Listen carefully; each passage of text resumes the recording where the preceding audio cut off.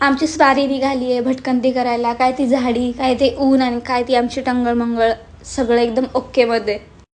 रस्त्याने आम्हाला एका जणांनी ॲड्रेस विचारला. तो ॲड्रेस आम्हीच पहिल्यांदा ऐकलाय. आम्हाला माहितीच नाही इथं आहे का नाही ते. आणि आम्ही इथं किती वर्ष झाली जरा 14, तरी पण आम्हाला तो ॲड्रेस नाही माहिती, कारण ते इथं नसेलच कदाचित. आणि फिरता फिरता देवबाप्पा पण म्हणायला लागले असतील कदाचित, अरे साक्षी येऊन झालं घरी परत. पण ती साक्षी आहे, ती कुठलं ऐकल. ती म्हणते बाप्पा पुढच्या रूटनी जाईल. सॉरी या. आज खूप दिवसांनी आम्ही दोघी चक्कर मारायला बाहेर पडलो, कारण कडक ऊन पडले, पाऊस नाही आहे ना मम्मी. मस्तपैकी हवा सुटली, ऊन पडलंय, पाऊस नाही. तसं नाशिककर म्हणून आम्हाला सवय आहे पावसाची, तरी पण आम्हाला पण थोडं थोडं येतं जीवावर. दररोज पाऊस असला तर घराच्या बाहेर कसं निघायचं. ओ कॅमेरा मेरी तरफ क्यों घुमा रही है, तेरा तेरा रेकॉर्ड कर ना.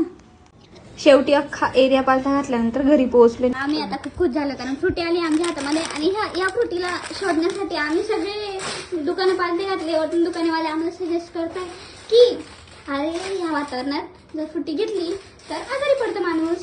पण नाही, आमच्या पेशंटला हेच पाहिजे. डर गई क्या? किधर है तू, किधर है?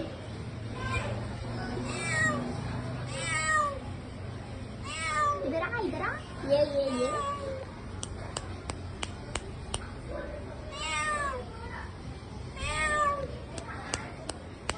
किती म्याव म्याव करते, मी हेच म्हणते तुला, ये ना बाई.